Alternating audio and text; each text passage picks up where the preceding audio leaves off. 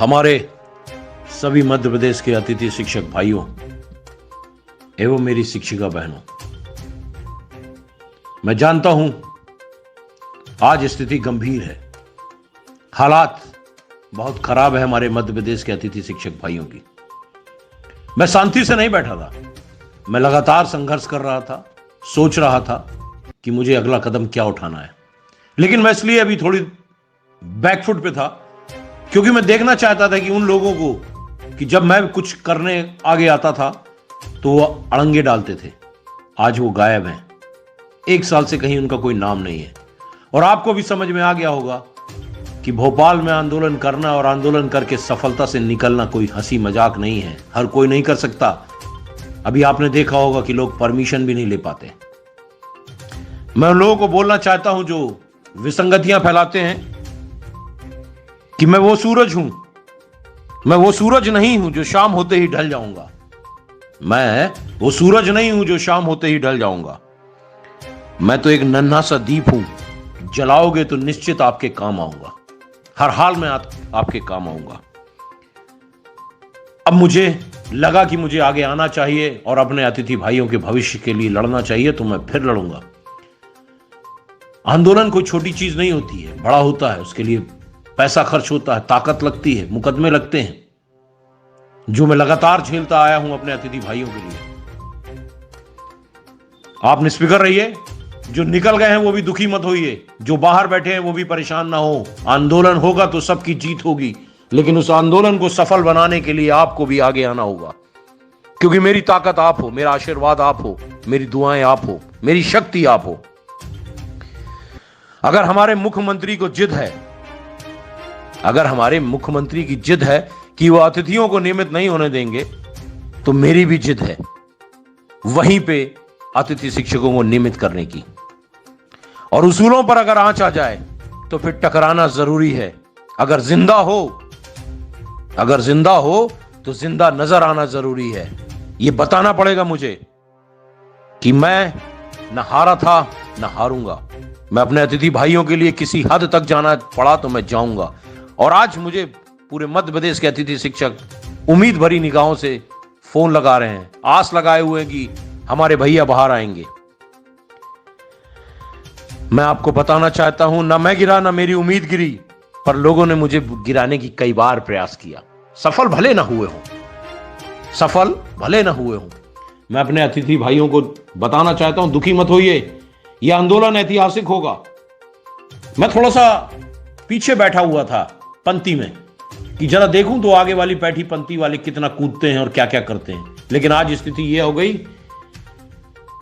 कि हमारा अतिथि शिक्षक दर बदर भटकने लगा है। उसे वापस चढ़ा लूंगा मैं, मेरा विश्वास है, और शायद आपका भी होगा, क्योंकि मैं ये सोचता हूं कि छोड़ो मत अपनी आन, चाहे शीश कट जाए, मत झुको अन्याय पर, चाहे आकाश कट जाए। और होगा, आकाश फटे या कुछ भी हो, हम लड़ाई जीतेंगे। हम लड़ाई हर हाल में जीतेंगे, हमें ये मालूम है, क्योंकि हमारे भारतीय जनता पार्टी को सत्ता का नशा इस कदर चढ़ा है, तो हम भी तख्त पलटने का हुनर रखते हैं।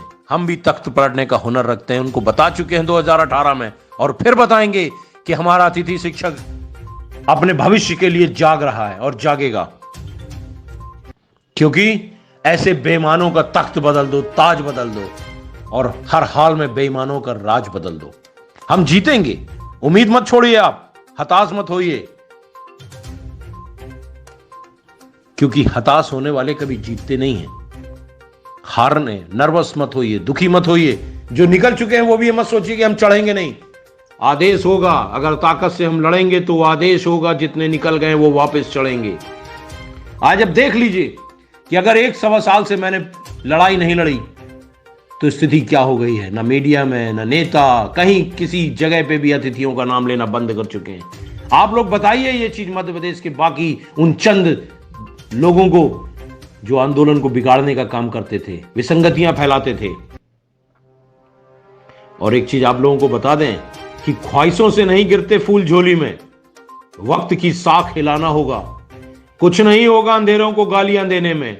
अन्याय के खिलाफ हमें जाके ईंट से ईंट बजाना होगा, हमें लड़ना होगा, क्योंकि लहरों से डर कर नौका पार नहीं होती और कोशिश करने वालों की कभी भी हार नहीं होती। हम इस लड़ाई को जीतेंगे, ये मेरा विश्वास है और यही विश्वास आपको जगाना पड़ेगा। दुखी मत होइए, हताश मत होइए। आपका भाई शंभू चरण दुबे बड़ी तादाद में और उपचुनाव से हम इनका विरोध शुरू करेंगे। अगर आप सब तैयार हो आंदोलन के लिए, लड़ने के लिए और जीतने के लिए, तो एक आगाज में मेरे इस वीडियो के साथ, ऑडियो के साथ खड़े हो जाइए और हर जिले में 5 दिन के अंदर ज्ञापन दे दीजिए।